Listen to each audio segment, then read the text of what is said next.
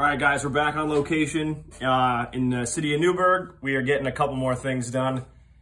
Doing some more mechanical work today. We're getting the water service ran to our trunk, getting a 40-gallon Bradford electric tank installed, and installing a water filtration system, if you can call it that. This is provided to us by the customer. I don't really know a whole lot about it, so I'm going to read the manual and kind of decipher what we have to do, but I'm pretty sure that goes in there. And there's a bypass head thing, I think. But I'm going to install a typical bypass as well with copper tubing and fittings and valves and stuff. It's somewhat inexpensive to do that, and I think it's beneficial in case that thing craps out because I don't know anything about it. So we're going to put that in. Tank's going to go on those blocks, and then we're going to construct a little mini wall right here to be able to put our thermal expansion tank, our water meter, and the piping for the bypass for that filter. Our tiny wall is under construction. The midget wall. Are you doing unistrut on the wall? The not so midget man is putting female adapters on the water heater tap-ins. All right, the other day we got a comment saying that we should show more of the work getting done. That's kind of hard to do, but we're gonna try. What does that mean? So, Work getting done? like I should videotape you cutting crooked unistrut. All right, let's watch.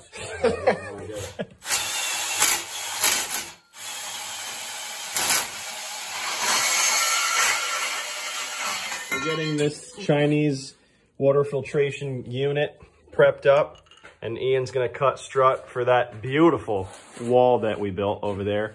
Water heater is put in, we'll pan over that. It's leveled on some blocks, and we're putting these things together. This is Chinese plastic, so I'm like super gentle with it. And to not mar up these nice Vega female adapters, we use pliers wrenches. They have no teeth. RTFM, that stands for Read the Forkin Manual. So I don't know anything about this, so the first thing I do is open the book. Live action.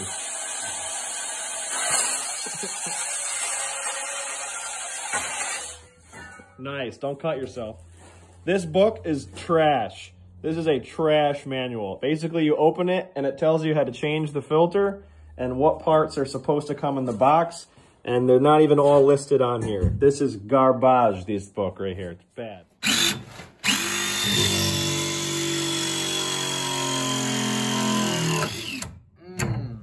Press cam, baby.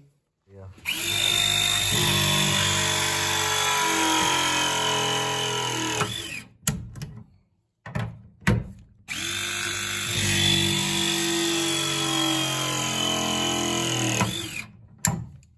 That's solid stuff right there. Solid too. Who did that? I don't know, some guy. Some young kid. Yeah, Some I messed Chinese- up. I messed that up. I wiped it too quick. You see that? Yeah. Some Chinese guy, some young kid. Chinese guy? Hey, you never heard of some young kid? That's pretty good. I think we need music next time we do a video.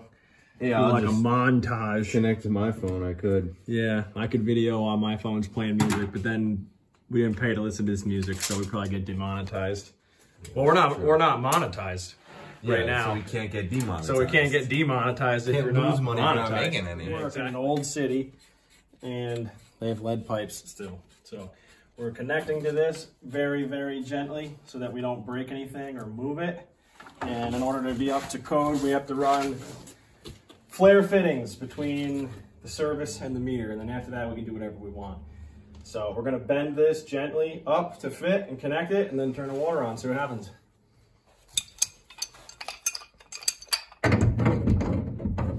Come on, put it in here. We're gonna try to turn on the water. We don't know. It's a lead water line outside and all the way up to here. So. That one's tight. That's the other one that I'm a little bit nervous about, but we'll give it a try. When you're tightening stuff, well, tightening stuff that you don't want to break or move, you always hold back with the bigger wrench. So I'm gonna use the 14 to tighten and the 18 to hold back. And I'm just gonna go just enough. And no more than enough. After about 10 minutes of chiseling this buffalo box cover out of the sidewalk, I was able to latch my city key onto the curb stop, and we're going to gently turn the water on. Very gently, very slowly. And when your key is pointing towards the house, the water is on, perpendicular to the house. Parallel to the sidewalk, the water would be off. So we're gonna go inside and see what's going on. We're wrapping up on this project for today. It's about 2 p.m. Our wall's looking good. All of our equipment is in.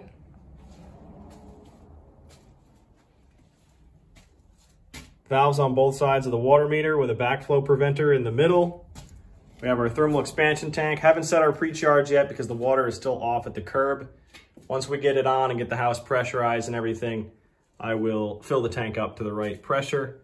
Have our 3-valve bypass for the water treatment tank there.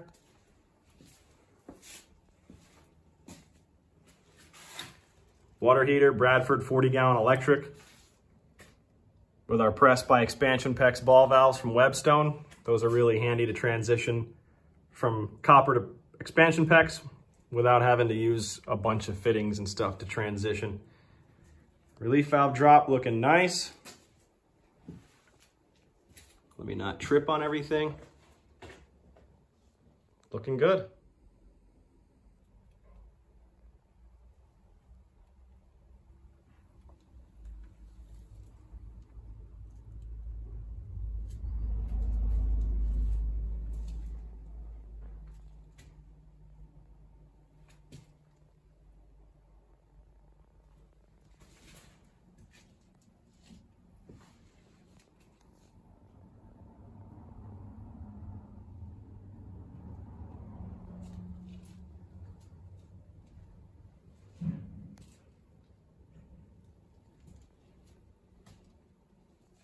In our city, code requires that we have a dual check, which in this case is a non-testable backflow. This is a non-testable unit, it's 3/4 iron pipe.